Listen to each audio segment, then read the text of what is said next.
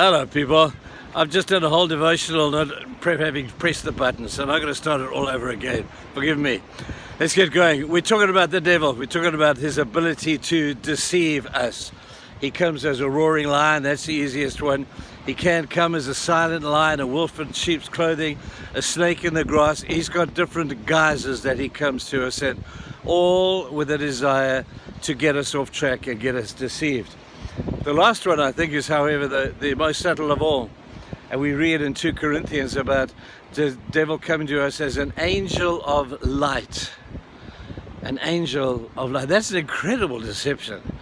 Here's Satan, the prince of darkness, coming to you as an angel and an angel of light. Let's unpack that for just one moment by using a great example. Jesus on the Mount of Temptation was faced with the angel of light. You see, the angel of light comes with a good idea. He says, why do you need to suffer? Why don't you just do this good idea and you're fine? And so he comes to Jesus and says, so Jesus, it's been 40 days, you're hungry. You know, I've been watching you. And if you are who you say you are, I've got a good idea for you.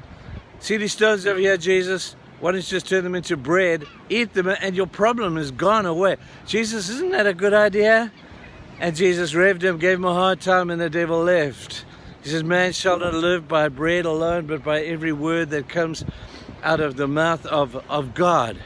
And Satan left him. It was a good idea, though, wasn't it? But it wasn't God's idea.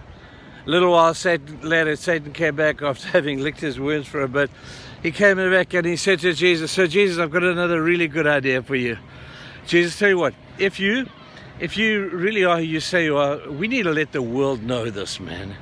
Let me tell you, I'll be your PRO for a while. I'll take you to the top of the temple. Jesus, if you jump off the top of the temple and everybody's watching and the angels come down and stop you from hurting yourself before you crash into the floor, Jesus, you're going to be a YouTube celebrity. Your name is going to be all over the world, Jesus. They will get to know who you are. Jesus, isn't that a really good idea? And Jesus said, don't put me to a stupid test, Satan. Get out of here. And it was a good idea. If popularity was what Jesus was after, it was a very good idea. But Jesus didn't come to be popular, did he? He came to be persecuted, ultimately to die. It was a good idea, but it wasn't God's idea. Satan came back a third time. He didn't give up this guy. And he came back a third time. He said, so Jesus, listen, I got a really good idea this time. I can solve all of your problems because I know that I am your greatest problem. If you can get rid of me, Jesus, back to the Garden of Eden, we can go. So he said to Jesus, here's my good idea. If you will just bow down, just for a second, and worship me, I'll give you all of this. He's standing on the top of a high mountain. He says, Jesus, I'll give you all of this. Everywhere where your eye can see Jesus, I'll give it to you. What he's really saying is, I'll give it back to you, because it didn't belong to him. He didn't make it, but he stole it from Jesus in the Garden of Eden. He stole God's creation. He stole humanity. He stole us from God. And now what he's saying is, Jesus, if you'll just bow down in front of me for a moment and just worship me, just a second, Jesus, then I'll give you all of this back.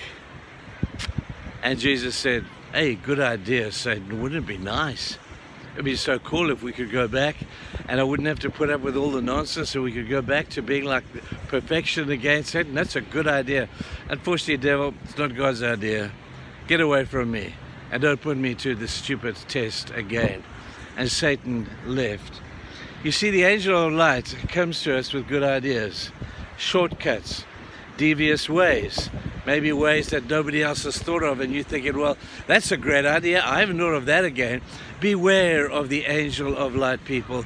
Comes into your marriage, you come into your business, you come into your home, and it all looks like a good idea.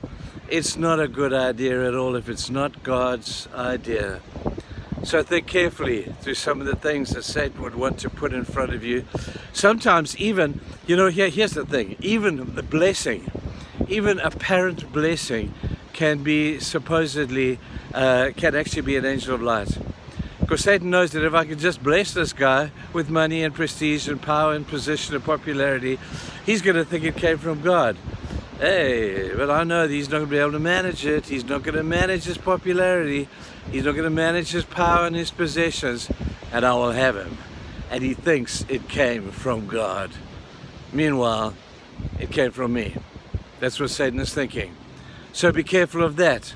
Check out the blessings that are supposedly blessings that come to you, because only the proof of time will prove whether they really are a blessing or they come from the pit of hell. Think about that one and have a good day. Bye-bye, people.